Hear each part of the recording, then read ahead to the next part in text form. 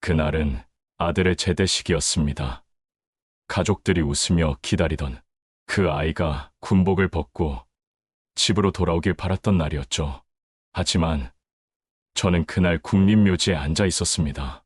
하얀 비석 앞에서 그 이름을 손끝으로 어루만지며 이게 정말 끝인가 되뇌고 있었죠. 비는 조용히 내리고 제 숨소리만 묘하게 메아리쳤습니다. 그리고 그때 제 뒤에서 낯선 군화 소리가 들려왔습니다. 돌아보니 빗속에 선 한 남자가 있었습니다. 금빛 훈장이 번쩍였고 그는 국방부 참모 총장이었습니다. 구독과 좋아요는 무료입니다. 지난 영상에서 목 스트레칭 하면서 듣고 계신다고 댓글 남겨주신 최영님, 정말 큰 힘이 되었습니다. 빠른 쾌유 바랍니다. 여러분은 지금 어디에서 듣고 계신가요?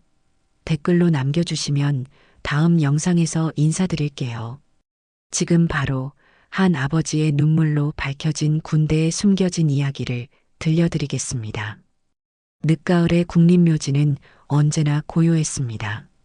단풍이 물든 나무들 사이로 차가운 바람이 불어왔고 정도연은 묵묵히 국화꽃 한 다발을 들고 묘역 입구를 지나갔습니다. 68세의 나이에도 그의 걸음걸이는 단정했습니다. 30년을 군무원으로 일하며 배운 습관이었죠. 등은 곧게 펴고 시선은 정면을 향하고 발걸음에는 흔들림이 없었습니다. 오늘도 정도연은 아내의 묘를 찾아왔습니다. 10여 년 전 교통사고로 세상을 떠난 아내, 김순희. 그녀가 떠난 후 정도연의 삶은 텅 비어버렸습니다. 하지만 그에게는 아직 한 가지 버팀목이 있었습니다. 유일한 아들, 정윤호였죠. 26의 청년으로 자란 윤호는 지금 군 복무 중이었습니다. 제대를 일주일 앞둔 시점이었습니다. 묘비 앞에 무릎을 꿇고 앉은 정도연은 국화꽃을 조심스럽게 내려놓았습니다. 하얀 국화꽃잎이 바람에 살짝 흔들렸습니다. 정도연은 묘비에 새겨진 아내의 이름을 손으로 쓰다듬으며 나지막이 말을 건넸습니다. 여보, 우리 윤호 이번 주면 제대합니다. 그동안 걱정 많이 했는데 이제 다 끝났어요. 그놈이 집에만 돌아오면 우리 셋이서 다시 살 수 있어요. 정도연의 목소리에는 안도와 기대가 섞여 있었습니다. 아들이 입대한 지 1년 반. 그동안 정도연은 단 하루도 편히 잠을 잔 적이 없었습니다. 뉴스에서 군대 사고 소식이 나올 때마다 가슴이 철렁 내려앉았고 윤호에게서 전화가 오지 않는 날이면 밤새 뒤척였습니다. 하지만 이제는 괜찮았습니다. 일주일만 지나면 윤호가 집으로 돌아올 테니까요. 정도연은 가방에서 작은 수첩을 꺼냈습니다. 윤호가 제대하면 함께 가고 싶은 곳들을 적어둔 것이었습니다. 강원도 속초의 바다, 전라도 순천만의 갈대밭, 제주도의 올레길. 아내가 살아계셨다면 셋이서 함께 갔을 곳들이었죠. 정도연은 수첩을 넘기며 조용히 미소 지었습니다. 그러나 정도연의 마음 한구석에는 지울 수 없는 불안이 자리 잡고 있었습니다. 한 달 전부터 윤호의 부대에서 이상한 소문이 들려오기 시작했던 겁니다. 같은 부대 병사의 어머니가 정도연에게 전화를 걸어왔었습니다. 정도연 씨, 혹시 윤호한테서 이상한 이야기 들으신 적 없으세요? 우리 애가 그러는데 그 부대의 훈련 중에 신병들이 자주 쓰러진대요. 그리고 밤에 이상한 일이 있다는데. 정도연은 그 말을 믿지 않으려 했습니다.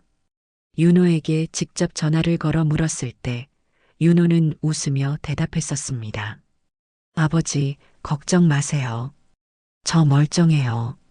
그냥 훈련이 좀 빡센 것뿐이에요. 곧 제대하는데 무슨 일이 있겠어요. 정도연은 아들의 말을 믿었습니다. 아니, 믿고 싶었습니다. 30년을 군에서 일한 사람으로서 정도연은 군을 신뢰했습니다. 군은 정의롭고 군은 병사들을 보호하고 군은 투명하다고 믿었습니다. 그것이 정도연이 평생 지켜온 신념이었습니다. 묘지를 나서며 정도연은 휴대전화를 꺼내 윤호에게 문자를 보냈습니다. 윤호야, 일주일만 버텨라. 제대하면 아버지가 맛있는 거 많이 사줄게. 문자를 보내고 나서 정도연은 하늘을 올려다봤습니다. 가을 하늘은 높고 푸르렀습니다. 구름 한 점 없이 맑은 하늘이었죠. 집으로 돌아온 정도연은 윤호의 방문을 열었습니다. 1년 반 동안 비어있던 방은 여전히 윤호가 떠나던 날의 모습 그대로였습니다. 책상 위에는 윤호가 읽던 책들이 놓여 있었고 벽에는 가족 사진이 걸려 있었습니다. 정도현과 아내 그리고 어린 윤호가 함께 웃고 있는 사진이었습니다. 정도현은 책상 앞에 앉아 윤호가 제대하면 해주고 싶은 것들을 생각했습니다. 아들이 좋아하는 된장찌개를 끓여주고 함께 영화를 보러 가고 저녁에는 한강 둔치를 산책하고 싶었습니다. 평범하지만 소중한 일상이었습니다. 정도연에게는 그것이 전부였습니다. 저녁이 되어 정도연은 간단히 저녁을 먹고 거실 소파에 앉았습니다. 텔레비전을 켰지만 내용은 머릿속에 들어오지 않았습니다. 자꾸만 윤호 생각만 났습니다. 제대식 날 아들을 처음 만나는 순간을 상상했습니다. 윤호가 환하게 웃으며 아버지 하고 달려올 모습을. 그 생각만으로도 정도연의 입가에는 미소가 번졌습니다. 밤이 깊어갔습니다. 정도연은 침대에 누웠지만 쉽게 잠들지 못했습니다. 천장을 바라보며 정도연은 조용히 중얼거렸습니다. 여보, 우리 윤호 꼭 무사히 돌아올 거예요. 그때까지만 지켜봐 주세요. 창밖으로는 가을밤의 차가운 바람이 불어왔습니다. 나뭇잎이 바람에 흔들리는 소리가 들렸습니다. 정도연은 눈을 감았습니다. 평화로운 밤이었습니다. 하지만 정도연은 아직 몰랐습니다. 이것이 그의 마지막 평화로운 밤이 될 거라는 것을. 제대식을 하루 앞둔 화요일 오후 정도연은 집 거실에서 윤호의 제대 선물을 포장하고 있었습니다. 새 손목 시계였습니다. 윤호가 고등학생 때부터 갖고 싶어 하던 것이었죠. 정도연은 선물 상자를 정성스럽게 포장지로 감싸며 혼잣말을 했습니다. 내일이면 이걸 직접 채워줄 수 있겠지. 그때였습니다. 휴대전화가 울렸습니다. 정도연은 포장하던 손을 멈추고 전화기를 집어들었습니다. 화면에는 모르는 번호가 떠 있었습니다. 서울 지역 번호였습니다. 정도연은 별 생각 없이 통화 버튼을 눌렀습니다. 여보세요? 정도연 씨 맞으십니까? 국방부 병영안전센터입니다. 남자의 목소리는 차갑고 무표정했습니다. 정도연의 가슴이 철렁 내려앉았습니다. 국방부에서 전화가 오는 것은 좋은 일이 아니었습니다. 정도연은 애써 침착한 목소리로 대답했습니다. 네, 제가 정도연입니다만. 정윤호 하사의 보호자이신가요? 네, 제 아들입니다. 무슨 일이? 전화기 너머로 짧은 침묵이 흘렀습니다. 그 몇 초가 정도연에게는 영겁처럼 길게 느껴졌습니다. 심장이 미친 듯이 뛰기 시작했습니다. 손에서 땀이 났습니다. 정윤호 하사가 오늘 오전 훈련 중 사고로 순직했습니다. 그 순간 정도연의 머릿속이 하얘졌습니다. 귓가에서 윙하는 소리가 들렸습니다. 전화기를 쥔 손이 힘없이 떨렸습니다. 정도연은 입술을 달싹였지만 목소리가 나오지 않았습니다. 전화기 너머 남자의 목소리가 계속 이어졌습니다. 유가족분께서는 내일 오전 10시까지 국군수도병원 영안실로 와주시기 바랍니다. 자세한 사항은. 휴대전화가 정도연의 손에서 미끄러져 바닥으로 떨어졌습니다. 액정이 깨지는 소리가 났지만 정도연은 듣지 못했습니다. 정도연은 그 자리에 그대로 주저앉았습니다. 다리에 힘이 풀려 서 있을 수가 없었습니다. 아니야. 아니야. 그럴 리가 없어. 정도연은 고개를 저으며 중얼거렸습니다. 이틀 전에 윤호에게서 문자가 왔었습니다. 아버지, 제대하면 삼겹살 먹으러 가요. 그렇게 밝게 웃던 아이가, 내일 제대하는 아이가 어떻게 죽을 수 있단 말입니까? 정도연은 떨리는 손으로 깨진 전화기를 주워들었습니다. 화면에는 한강변에서 윤호와 함께 찍은 사진이 배경화면으로 떠 있었습니다. 액정에 금이 가서 윤호의 얼굴이 갈라져 보였습니다. 정도연의 눈에서 눈물이 흘러내렸습니다.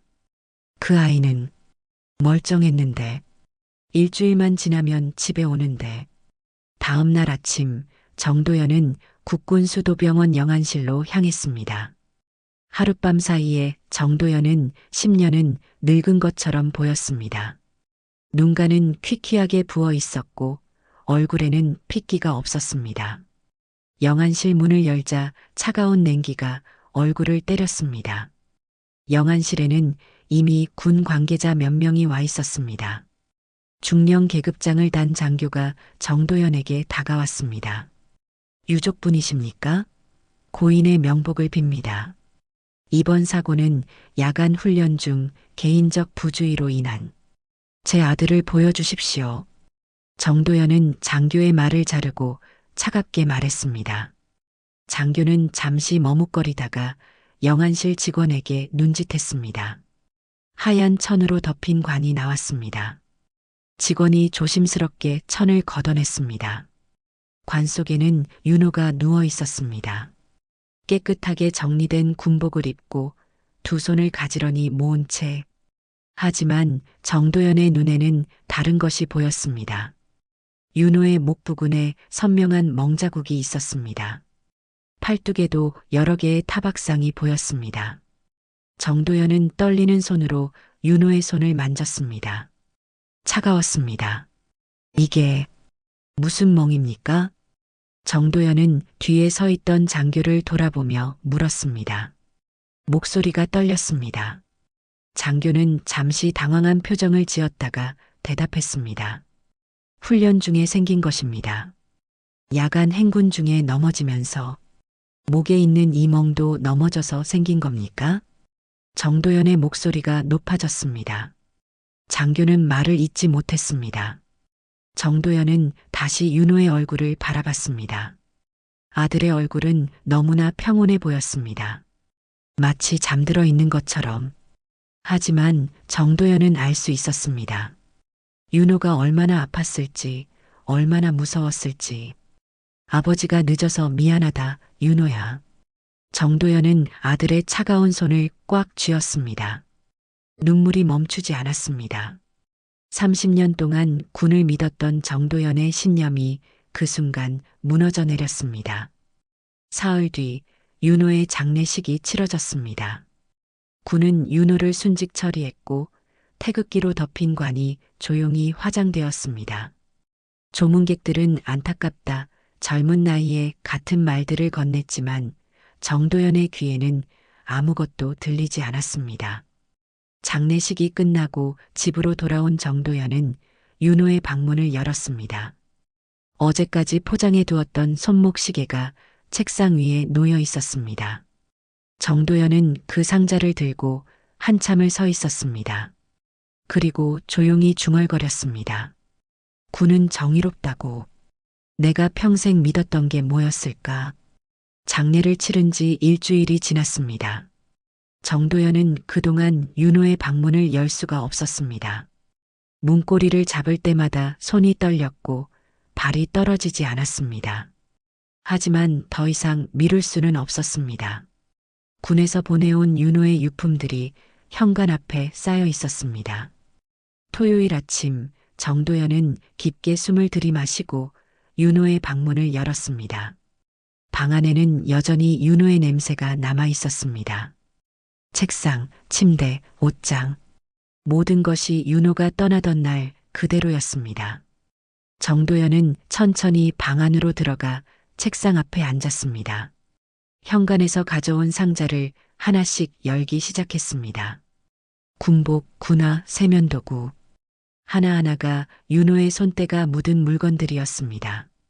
정도연은 윤호의 군복을 꺼내 들었습니다. 가슴에는 정윤호라는 이름표가 달려 있었습니다. 정도연은 그 군복을 꼭 안았습니다. 아들의 체온이 느껴지는 것 같았습니다. 마지막 상자를 열었을 때 정도연의 손이 멈췄습니다. 상자 바닥에 작은 지퍼백이 있었습니다. 안에는 윤호의 개인 물품들이 들어 있었습니다. 지갑, 휴대전화, 그리고 작은 USB 하나. 정도연은 그 USB를 집어들었습니다. 검은색 플라스틱 케이스에 하얀 라벨지가 붙어 있었습니다. 거기에는 윤호의 손글씨로 이렇게 적혀 있었습니다. 비상기록용 제2훈련소 5중대 2025년 7월 13일 정도연의 심장이 빠르게 뛰기 시작했습니다. 비상기록용이라니 윤호가 왜 이런 걸 남겼을까요?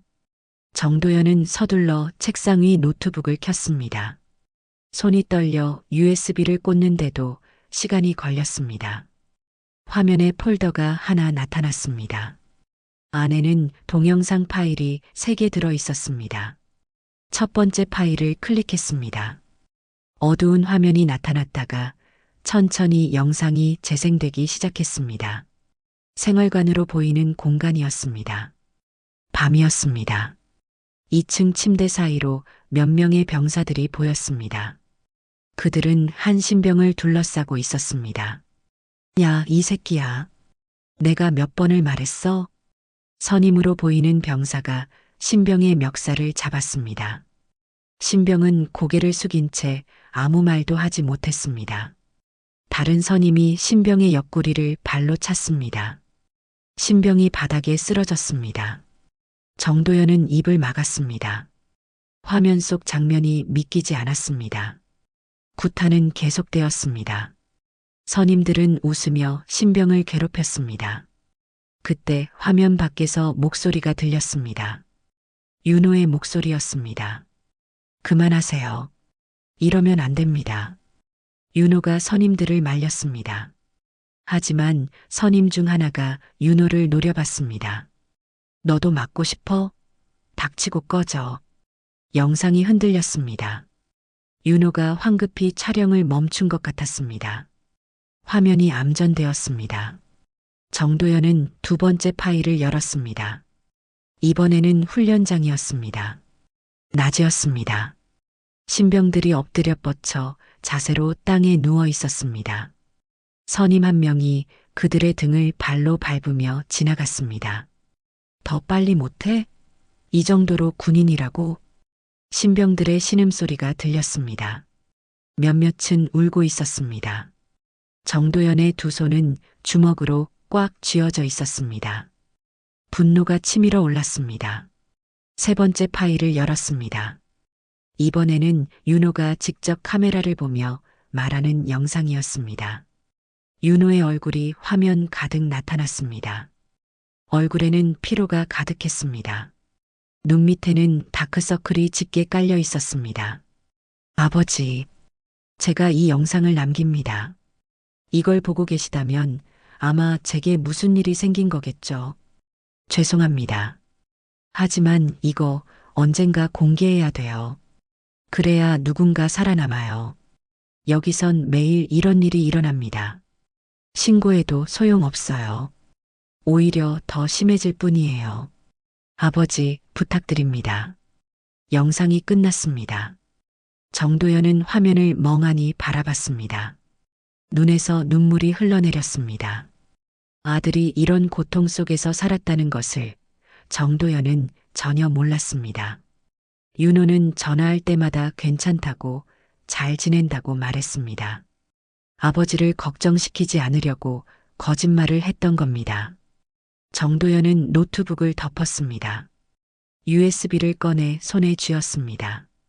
이걸 어떻게 해야 할까요? 국방부에 신고해야 할까요? 아니면 언론에 제보해야 할까요? 하지만 정도연에게는 용기가 없었습니다. 군을 상대로 싸운다는 것, 그것은 정도연에게 너무나 두려운 일이었습니다. 며칠 뒤 정도연은 국립묘지를 찾았습니다. 윤호의 묘비 앞에 섰습니다. 국화꽃을 내려놓고 무릎을 꿇었습니다. 묘비에는 윤호의 이름과 계급이 새겨져 있었습니다. 정윤호 하사. 정도연은 묘비를 쓰다듬으며 조용히 말했습니다. 윤호야, 아버지가 너무 약했다. 내가 부탁한 걸 아버지는 할 수가 없구나. 미안하다. 바람이 불어왔습니다. 나뭇잎이 바스락거렸습니다. 정도연은 고개를 떨구고 한참을 그 자리에 앉아 있었습니다. 국립묘지를 다녀온 지 사흘째 되던 날, 정도연의 집 초인종이 울렸습니다. 오후 2시였습니다. 정도연은 소파에 앉아 멍하니 텔레비전을 보고 있었습니다. 요즘 정도연은 거의 집 밖을 나가지 않았습니다. 잠도 제대로 자지 못했고 밥도 거의 먹지 않았습니다. 현관문을 열자 양복을 입은 남자 2명이 서 있었습니다. 한 명은 50대쯤 되어 보였고 다른 한 명은 30대 초반으로 보였습니다. 나이 많은 남자가 명함을 내밀었습니다. 국방부 법무감실에서 나왔습니다. 잠깐 이야기 좀 나눌 수 있을까요? 정도연은 본능적으로 경계심이 들었습니다. 하지만 거절할 이유도 없었습니다. 정도연은 2 사람을 거실로 안내했습니다. 남자들은 소파에 앉았고 정도연은 그들 맞은편에 자리를 잡았습니다. 나이 많은 남자가 먼저 입을 열었습니다. 정윤호 하사의 사망건으로 유가족분께서 많이 힘드시죠? 국방부에서도 안타깝게 생각합니다. 정도연은 대답하지 않았습니다. 그저 남자들을 바라볼 뿐이었습니다. 남자는 계속 말을 이었습니다. 그런데 최근 유가족분께서 국립묘지에서 묘소관리인에게 이상한 질문들을 하셨다고 들었습니다. 사인에 대해 의문을 제기하셨다고요. 정도연의 표정이 굳어졌습니다. 누가 자신을 감시하고 있었던 겁니까? 젊은 남자가 말을 받았습니다. 정도연 씨, 윤호 하사의 사망 경위는 이미 종결됐습니다. 공식 조사 결과 훈련 중 개인 부주의로 인한 사고사로 판명됐습니다. 이미 끝난 일입니다. 끝난 일이라고요? 정도연의 목소리가 떨렸습니다. 나이 많은 남자가 정도연을 똑바로 바라보며 말했습니다. 네, 끝난 일입니다. 불필요한 소문은 자제해 주시죠. 유가족분께서 괜한 의심을 하시면 고인의 명예에도 좋지 않습니다. 그리고 남자는 잠시 말을 멈췄다가 천천히 말을 이었습니다. 정도연 씨께서도 30년 동안 군무원으로 일하셨지 않습니까? 군이 어떻게 돌아가는지 잘 아시지 않습니까? 괜히 시끄럽게 만들면 좋을 게 하나도 없습니다. 그것은 분명한 협박이었습니다. 정도연은 2 손을 꽉 쥐었습니다. 분노가 치밀어 올랐지만 동시에 두려움도 느껴졌습니다. 남자들은 더 이상 할 말이 없다는 듯 자리에서 일어났습니다. 잘 생각하시길 바랍니다. 고인을 위해서도요. 남자들이 나간 뒤 정도연은 한참을 그 자리에 앉아 있었습니다. 온몸이 떨렸습니다. 분노인지 두려움인지 정도연 스스로도 알 수 없었습니다. 그날 밤 정도연은 결심했습니다. 더 이상 침묵할 수 없었습니다. 윤호가 남긴 USB, 그것을 세상에 알려야 했습니다. 정도연은 인터넷으로 언론사들을 검색했습니다. 탐사보도로 유명한 신문사를 찾았습니다. 그리고 기자 한 명의 이메일 주소를 찾아냈습니다. 다음 날 아침 정도연은 그 기자에게 전화를 걸었습니다. 기자의 이름은 김태수였습니다. 40대 초반의 탐사보도 기자였습니다. 정도연은 떨리는 목소리로 말했습니다. 제 아들이 군대에서 죽었습니다. 그런데 군이 뭔가 숨기고 있습니다. 증거가 있습니다. 김태수 기자는 조심스럽게 물었습니다. 어떤 증거인가요? 직접 만나서 보여드리겠습니다. 이틀 뒤 정도연은 서울 시내의 한 조용한 카페에서 김태수 기자를 만났습니다. 정도연은 가방에서 USB를 꺼내 테이블 위에 놓았습니다. 김태수 기자는 USB를 집어들었습니다. 이게 뭡니까? 제 아들이 남긴 겁니다. 부대 내 가혹행위를 찍은 영상입니다. 제발 이걸 세상에 알려주십시오. 김태수 기자는 진지한 표정으로 고개를 끄덕였습니다. 꼭 확인해 보겠습니다. 내일 저녁 뉴스에 보도하도록 하겠습니다. 정도연은 처음으로 한숨을 돌렸습니다. 이제 진실이 밝혀질 거라고 생각했습니다. 집으로 돌아오는 길, 정도연의 발걸음은 조금 가벼웠습니다. 하지만 다음 날 저녁 정도연은 텔레비전 앞에 앉아 뉴스를 기다렸지만 윤호에 관한 보도는 나오지 않았습니다. 정도연은 김태수 기자에게 전화를 걸었습니다.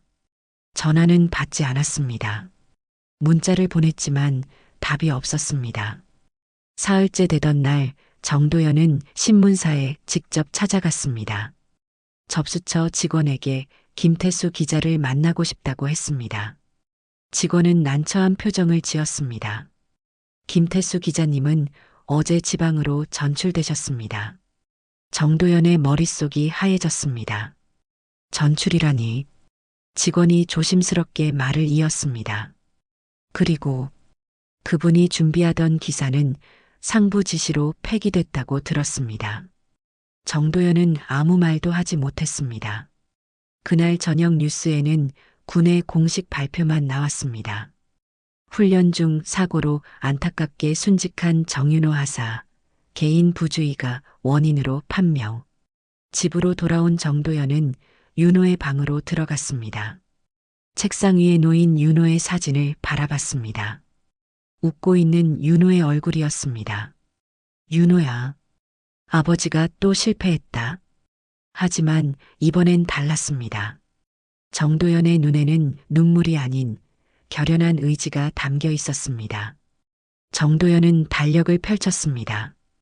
윤호의 제대식이었어야 할 날짜에 빨간 동그라미가 쳐져 있었습니다. 정도연은 그 날짜를 손가락으로 짚으며 중얼거렸습니다.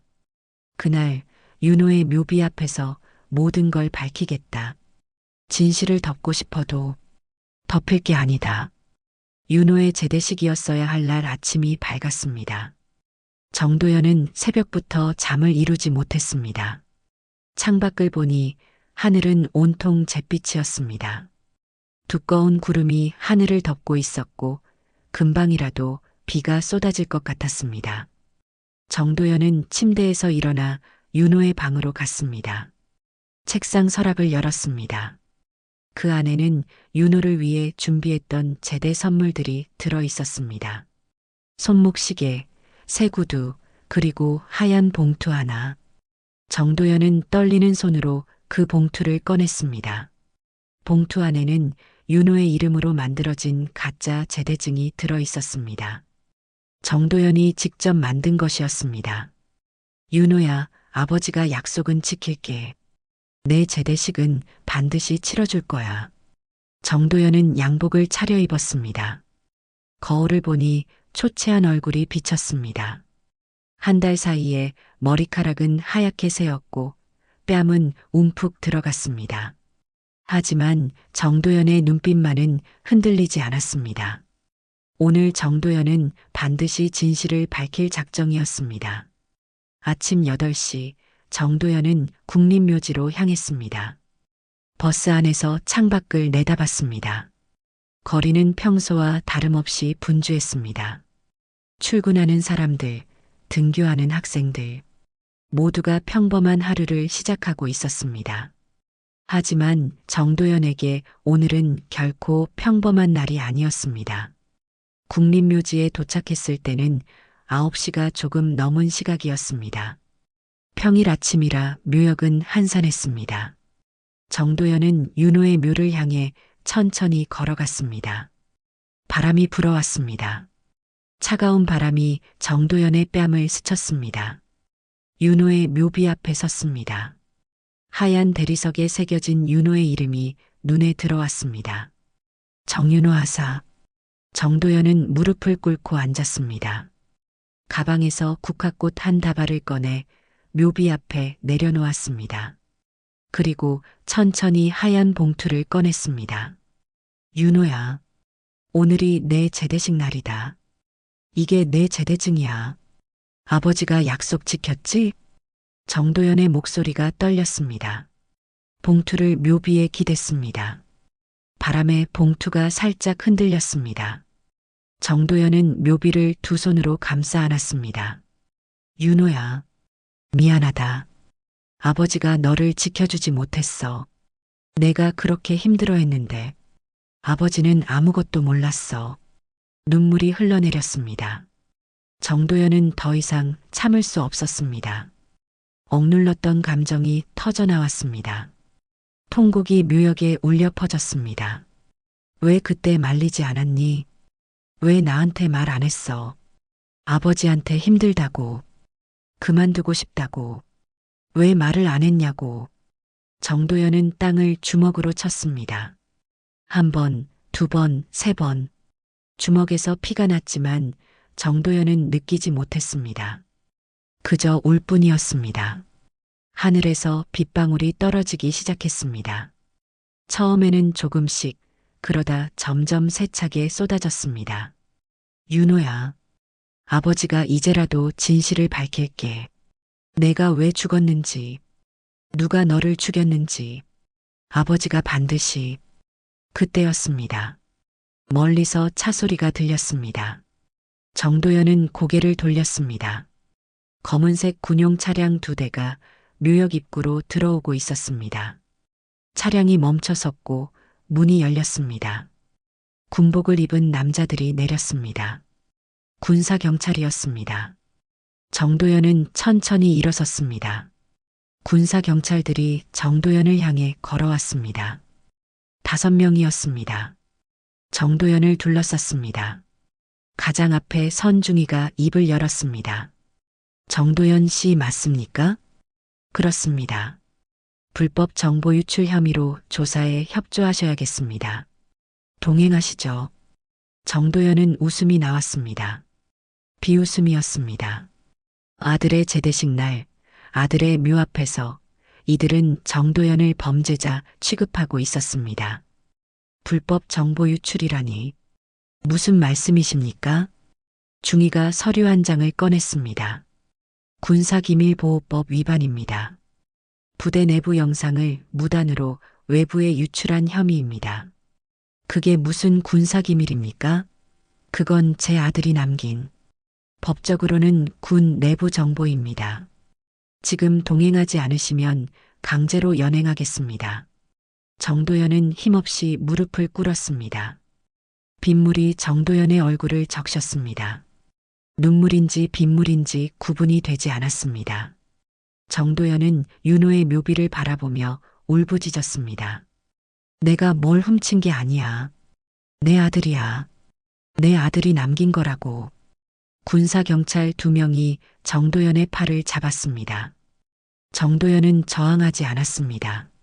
저항할 힘도 없었고 저항할 의미도 없었습니다. 정도연은 끌려가면서도 계속 윤호의 묘를 바라봤습니다. 윤호야, 미안하다. 아버지가 약속을 지키지 못했구나. 군용 차량의 뒷좌석에 태워졌습니다. 차가 출발했습니다. 뒤를 돌아보니 윤호의 묘가 점점 멀어졌습니다. 묘비 앞에는 정도연이 놓고 간 국화꽃과 하얀 봉투가 비에 젖어 있었습니다. 제대증이라고 적힌 봉투가 바람에 날아갈 듯 흔들리고 있었습니다. 차 안은 고요했습니다. 아무도 말하지 않았습니다. 정도연은 창밖을 바라봤습니다. 빗속을 달리는 차, 뿌연 유리창 너머로 세상이 흐릿하게 보였습니다. 정도연은 눈을 감았습니다. 모든 것이 무너진 것 같았습니다. 군용 차량은 서울 용산에 있는 국방부 건물로 향했습니다. 정도연은 뒷좌석에 앉아 창밖만 바라봤습니다. 빗물이 유리창을 타고 흘러내렸습니다. 정도연의 마음도 그 빗물처럼 끝없이 흘러내리는 것 같았습니다. 건물 지하에 있는 조사실로 안내되었습니다. 좁고 창문 없는 방이었습니다. 회색 벽 형광등, 철제 책상 하나. 정도현은 의자에 앉았습니다. 맞은편에는 군 법무관으로 보이는 남자가 앉았습니다. 40대 중반쯤 되어 보였습니다. 남자는 서류 몇 장을 펼쳤습니다. 정도현 씨, USB에 담긴 영상을 언론사 기자에게 전달했습니까? 네, 그랬습니다. 그 영상은 군 내부 정보입니다. 무단으로 외부에 유출하는 것은 군사기밀보호법 위반입니다. 정도현은 피식 웃었습니다. 군사기밀이라니요. 그건 제 아들이 당한 폭력을 기록한 겁니다. 범죄 증거입니다. 법무관은 무표정한 얼굴로 대답했습니다. 그건 법원이 판단할 문제입니다. 일단 조사에 협조하십시오. 조사는 3시간 동안 계속되었습니다.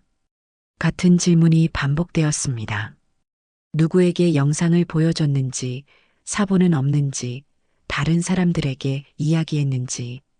정도현은 지쳐갔습니다. 하지만 한 가지만은 분명히 말했습니다. 제 아들은 억울하게 죽었습니다. 진실을 밝히는 게 범죄라면 저는 기꺼이 범죄자가 되겠습니다. 오후 6시가 넘어서야 조사가 끝났습니다. 법무관은 정도현에게 말했습니다. 일단 오늘은 귀가 좋지 합니다. 하지만 조사는 계속될 겁니다. 출국 금지 조치가 내려졌으니 참고하십시오. 정도현은 아무 말 없이 고개만 끄덕였습니다. 건물을 나서니 이미 어두워져 있었습니다. 비는 그쳤지만 하늘은 여전히 잔뜩 흐렸습니다. 정도현은 버스 정류장으로 걸어갔습니다. 집에 도착한 것은 밤 8시였습니다. 현관문을 열고 들어서는데 거실 탁자 위에 봉투 하나가 놓여 있었습니다. 정도현은 멈춰 섰습니다. 분명 아침에 나갈 때는 없었던 것이었습니다. 누가 들어왔단 말입니까? 정도현은 조심스럽게 봉투를 집어들었습니다. 일반 우편 봉투였습니다. 발신인 이름은 없었습니다. 봉투를 뜯었습니다. 안에는 손으로 쓴 편지 한 장이 들어 있었습니다. 정도현 씨, 저는 윤호하사와 같은 부대에서 복무했던 병사입니다. 이름은 밝힐 수 없습니다. 하지만 윤호하사가 남긴 이것을 꼭 전해드려야 한다고 생각했습니다. 윤호하사는 부대 내 가혹행위를 상부에 신고한 내부 신고자였습니다. 동봉한 문서는 윤호하사가 작성하던 보고서 초안입니다. 윤호하사의 뜻이 헛되지 않기를 바랍니다. 정도현의 손이 떨렸습니다. 봉투를 더 뒤져보니 또 다른 종이가 나왔습니다. 윤호의 손글씨였습니다. 정도현은 그 편지를 펼쳤습니다. 아버지께 이 편지를 쓰는 지금 저는 많이 두렵습니다. 하지만 누군가는 이 일을 멈춰야 합니다. 저는 지난달부터 부대 내 가혹행위를 상부에 신고했습니다. 신병들이 매일 맞고 있습니다. 어떤 친구는 자살을 생각한다고 했습니다. 저는 가만히 있을 수가 없었습니다. 정도현은 숨을 크게 들이마셨습니다. 눈에서 눈물이 흘러내렸습니다. 편지는 계속 이어졌습니다. 아버지께서는 평생 군을 신뢰하셨죠. 군은 정의롭고 군은 옳다고 믿으셨습니다. 저도 그렇게 믿고 싶었습니다. 하지만 현실은 달랐습니다. 제가 신고한 후로 선임들의 괴롭힘이 더 심해졌습니다. 상부는 쉬쉬하려고만 합니다. 정도현은 편지를 읽으며 울었습니다.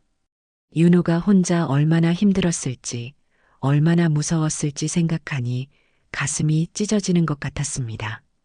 아버지, 제가 혹시 돌아오지 못하더라도 누군가는 군이 변해야 한다고 말해야 합니다.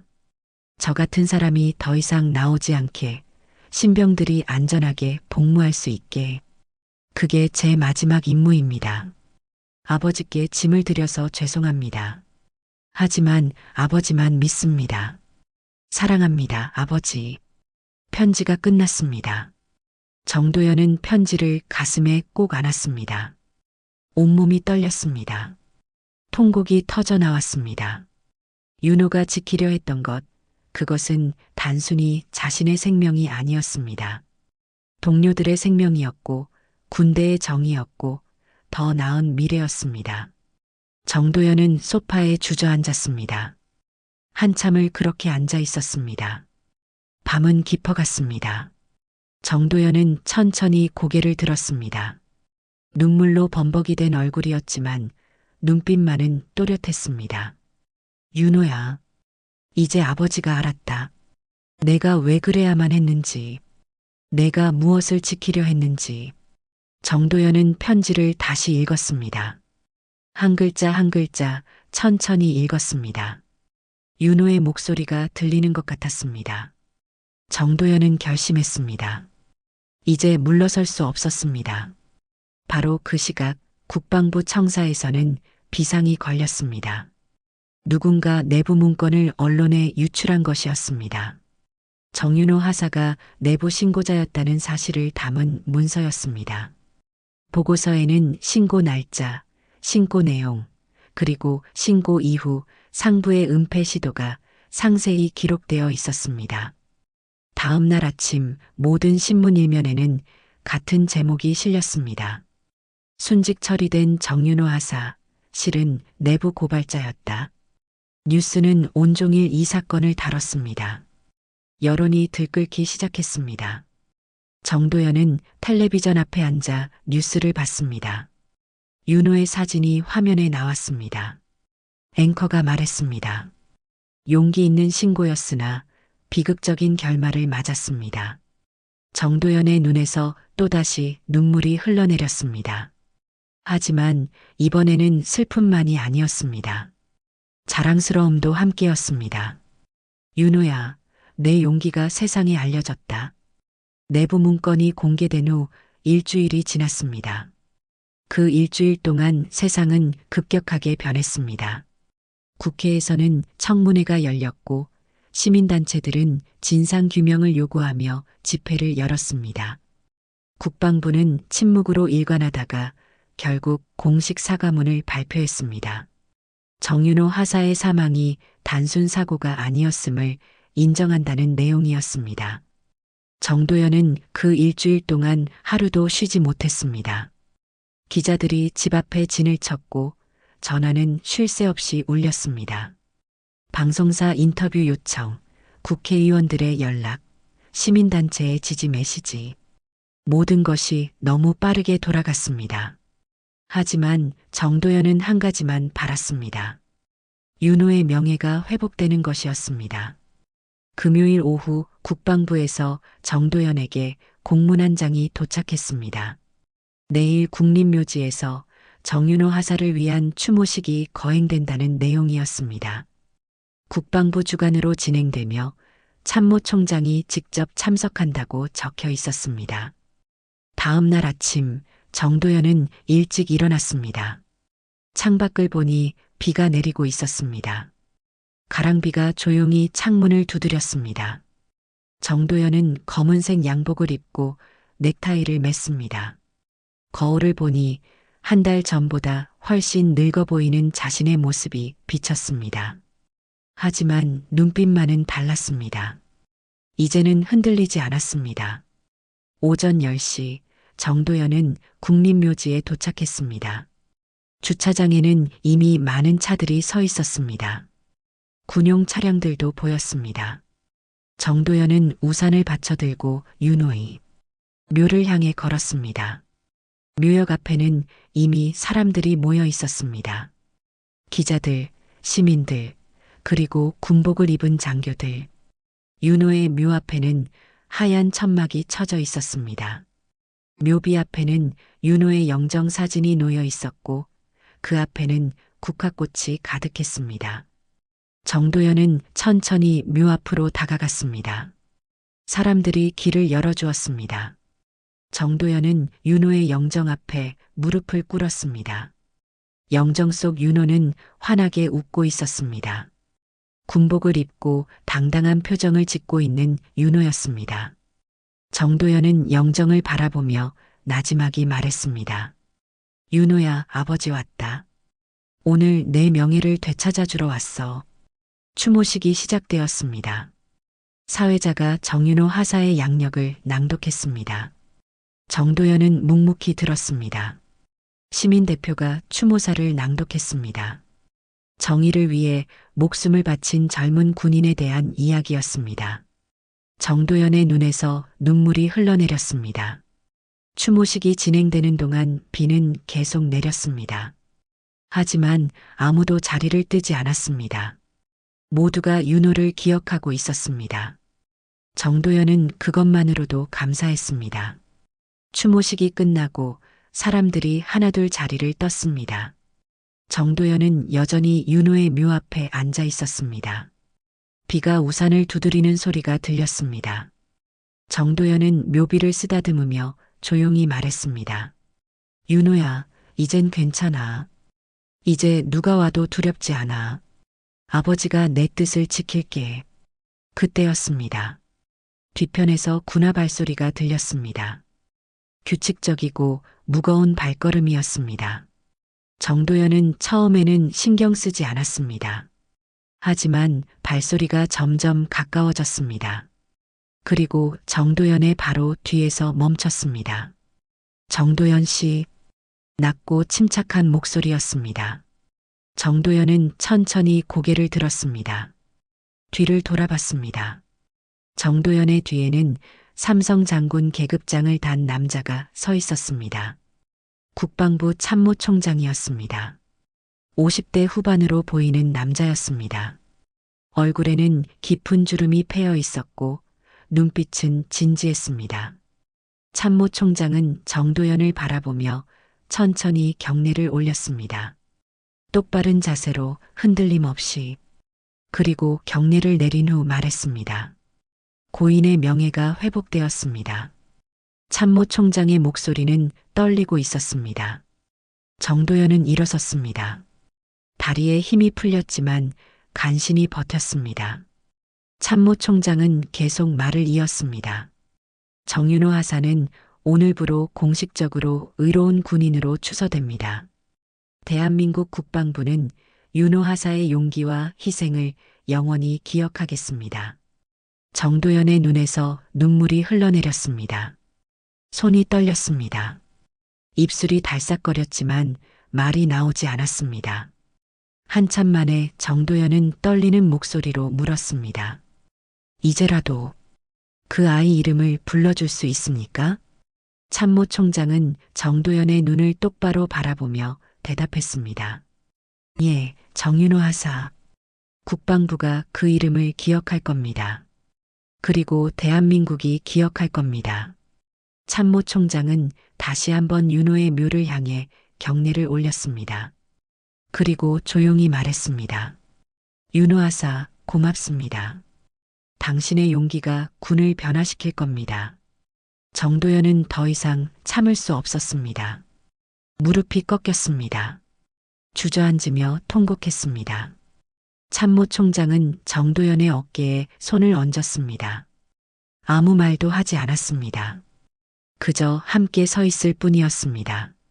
비는 계속 내렸습니다. 하지만 정도연의 마음속에는 처음으로 빛이 들어왔습니다. 윤호의 이름이 복원되었습니다. 윤호의 희생이 헛되지 않았습니다. 정도연은 윤호의 묘비를 바라보며 중얼거렸습니다. 윤호야, 들었니? 내 이름을 불러준대. 이제 모두가 너를 기억할 거야. 추모식이 끝난 후 일주일이 흘렀습니다. 그 일주일 동안 세상은 빠르게 움직였습니다. 국회에서는 긴급 법안이 발의되었습니다. 군 내부 가혹행위를 근절하기 위한 특별법이었습니다. 여야가 합의했고 법안은 신속하게 처리되었습니다. 정윤호 하사의 희생이 만들어낸 변화였습니다. 화요일 저녁 뉴스 시간, 정도연은 거실 소파에 앉아 텔레비전을 켰습니다. 앵커의 목소리가 들려왔습니다. 오늘 국회 본회의에서 군 내부 가혹행위 근절을 위한 특별법이 통과되었습니다. 이 법안은 지난달 순직한 정윤호 하사의 사례를 계기로 발의되었으며 재적 의원 300명 중 297명이 찬성했습니다. 화면에는 국회 본회의장 모습이 나왔습니다. 의원들이 박수를 치고 있었습니다. 앵커가 계속 설명했습니다. 이 법은 일명 윤호법으로 불리며 군 내부 신고자 보호 제도를 강화하고 가혹행위에 대한 처벌을 대폭 강화하는 내용을 담고 있습니다. 정도연의 눈에서 눈물이 흘러내렸습니다. 하지만 이번에는 슬픔의 눈물이 아니었습니다. 안도와 자랑스러움이 섞인 눈물이었습니다. 윤호가 목숨을 걸고 지키려 했던 정의가 법이 되었습니다. 윤호의 희생이 헛되지 않았습니다. 며칠 뒤인 금요일 오전, 정도연은 다시 국립묘지를 찾았습니다. 이번에는 특별한 준비물을 가져왔습니다. 작은 보온병과 종이컵 2개였습니다. 보온병 안에는 따뜻한 국화차가 담겨 있었습니다. 윤호가 고등학생 때부터 좋아하던 차였습니다. 국립묘지 입구를 지나 윤호의 묘를 향해 걸었습니다. 오늘 하늘은 맑았습니다. 구름 한 점 없는 푸른 하늘이었습니다. 가을 햇살이 따스하게 내리쬐었습니다. 단풍이 든 나무들이 바람에 살랑거렸습니다. 윤호의 묘 앞에 섰습니다. 묘비는 깨끗하게 관리되어 있었습니다. 추모식 때 놓였던 꽃들은 치워졌지만 새로운 국화꽃 몇 송이가 놓여 있었습니다. 누군가 다녀간 것 같았습니다. 정도연은 자신이 가져온 국화꽃을 그 옆에 내려놓았습니다.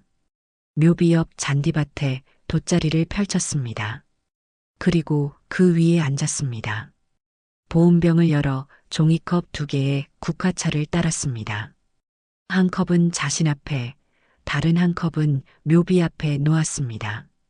따뜻한 김이 피어올랐습니다. 국화 향기가 코끝에 스쳤습니다.